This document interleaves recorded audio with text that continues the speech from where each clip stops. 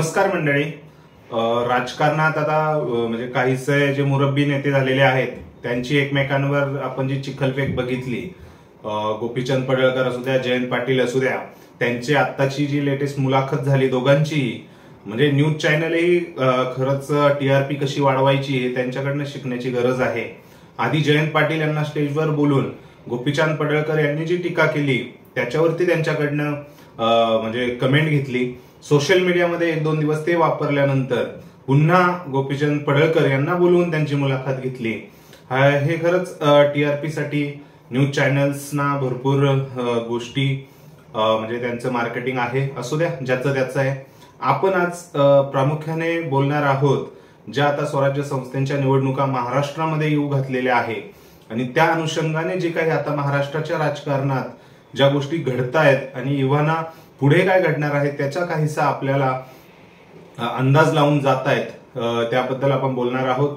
तत्पूर्वी चॅनलवर नवीन असाल तर व्हिडिओ लाईक करा, आपल्या चॅनलला सबस्क्राईब करून ठेवा. सर्वप्रथम आता आपण बघतोय स्वराज्य संस्थेमध्ये महायुती अपोजिट महाविकास आघाडी असाच काहीसा गोष्ट राहणार आहे. फरक एवढाच आहे की महाविकास आघाडीमध्ये जे मनसे एक सेपरेट होतं ते आता महाविकास आघाडीमध्ये आपल्याला दिसतंय. राज ठाकरे, उद्धव ठाकरे यांच्या युतीमुळे ते आता महाविकास आघाडीमध्ये पोहोचलेले आहे, त्याच्यामध्ये काम करतायत. त्या अनुषंगाने महाविकास आघाडीच्या सर्व नेत्यांनी निवडणूक आयोगावर हल्ला चढवला आहे. निवडणूक आयोगाची त्यांनी भेटही घेतलेली आहे. जे मतदार संघामध्ये ज्या मतदान याद्या आहेत त्यामध्ये मोठ्या प्रमाणात घोळ आहे असा प्राथमिक आरोप हा महाविकास आघाडीकडनं होतोय. आता शेवटी म्हणजे याची जर आपण सत्यता बघायला गेलो, आरोप तर आपण सर्वांनी ऐकलेलेच आहेत, परंतु सत्यता जर बघायला गेलो तर शेवटी प्रशासन त्यावरती काम करतंय. इलेक्शन कमिशन यामध्ये काही त्रुटी आहेत त्या दूर करतील, अर्ज त्यांनी मागितलेले आहेत. परंतु हे सर्व बघता निश्चितच महाविकास आघाडीमध्ये प्रोएक्टिव्ह अप्रोच म्हणजे निवडणुका जशा विधानसभेच्या निवडणुका झाल्या आणि त्यानंतर आरोप करण्यात आला की म्हणजे जे मतदान झालं ते हायजॅक होतं, ते ओके नव्हतं, अशा गोष्टी आत्ताचपासून चालू केलेल्या आपण महाविकास आघाडीने दिसतंय. त्यावरती आधीच आपण काही उपाययोजना कराव्या असे त्यांनी इलेक्शन कमिशनला दिलेलं आहे. निश्चितच हाही अप्रोच ओके आहे.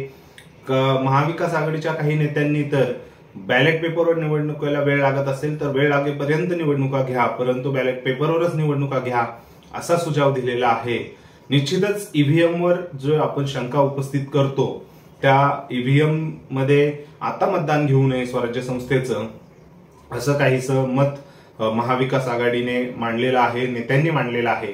परंतु आपण जर त्याच्या अजून खोलात गेलो तर निश्चितच आपल्याला असं वाटेल की महाविकास आघाडीने कुठेतरी आता जे आधी निवडणुका व्हायच्या त्यावेळेस विकास कामांवर निवडणुका व्हायच्या, कारण या स्थानिक स्वराज्य संस्थांच्या निवडणुका आहे. पक्ष पार्टी यांच्यापेक्षा जे स्थानिक राजकारण आहे, स्थानिक जी कामं आहे, विकास कामे आहेत त्यावरती ही निवडणूक लढवली जाते. परंतु आता कुठेतरी जे पक्ष आहेत त्यांच्या प्रमुख जे राज्यस्तरीयवरील नेते आहेत तेच आता कुठेतरी बॅलेट पेपरवर निवडणुका घ्या असं म्हणतायत. निश्चितच विकास कामांपेक्षा ह्या बॅलेट पेपर आणि निवडणूक आयोगासोबत संघर्ष करण्याची तयारी काहीशी महाविकास आघाडीने केलेली दिसते. असो, त्याच्यात सत्यता असेल, शेवटी पारदर्शकपणा, निवडणुका पारदर्शकपणाने व्हाव्या हीच आपली सगळ्यांची इच्छा आहे.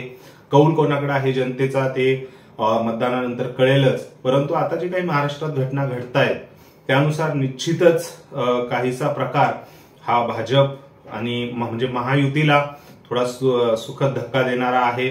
महायुतीने म्हणजे जे काही विकास कामं करतायत त्याचे बद्दल आता जाहिरातबाजी अजूनच चालू केलेली आहे. बहुतेक जे आमदार जे आमदार लेवलवर असतात ते पहिलेही स्वराज्य संस्थेमध्ये आपले नातेवाईक उतरवण्यामध्ये अग्रेसर असायचेच, यावेळेसही आहेत. परंतु कुठेतरी पक्ष जास्त झाल्यामुळे यावेळेसच्या स्वराज्य संस्थेच्या निवडणुका ह्या निश्चितच म्हणजे पैशाचा अधिक वापर होण्याची शक्यता आहे. पैशाचा वापर अधिक इन द सेन्स निवडणूक आयोगालाही जास्त पैसे खर्च करावे लागतील, कारण जास्त मतदारसंघ, जास्त मतदार, इच्छुक मतदार असल्या कारणाने निश्चितच शासकीय यंत्रणेलाही पैसा लागेल आणि जे मतदार आहेत त्यांच्याकडनं वोट घेण्यासाठी जे काही आता जनसेवेचे कामं हाती घेतलेले आहे, मोफत दर्शन असू द्या, वेगवेगळे दिवाळी निमित्त जे काही दिवाळी वर्ष अखेरीस जे काही कार्यक्रम घेण्याची म्हणजे लगबग राहील इच्छुक उमेदवारांची, निश्चितच महाराष्ट्राच्या राजकारणात आता म्हणजे माझं तर स्पष्ट मत आहे, भूतो न भविष्यती जशा घडल्या होत्या घडली नाही तशी स्वराज्य संस्थेची निवडणूक आपल्याला यंदा बघायला भेटणार आहे. आपण त्यावरती नजर ठेवून राहणारच आहोत. प्रत्येक महानगरपालिकेवाईज, नगर परिषदेवाईज आपण तुमच्या समोर आपली मतं मांडू, आढावा घेऊ. तुम्हीही त्यामध्ये सहभागी होऊन तुमचे मनातले विचार हे कमेंट सेक्शन मध्ये कमेंट करून नक्की कळवशाल ही आशा आहे. भेटूया पुढच्या व्हिडिओमध्ये. तोपर्यंत नमस्कार आणि आपल्या चॅनलला सबस्क्राईब करायला विसरू नका. जय हिंद.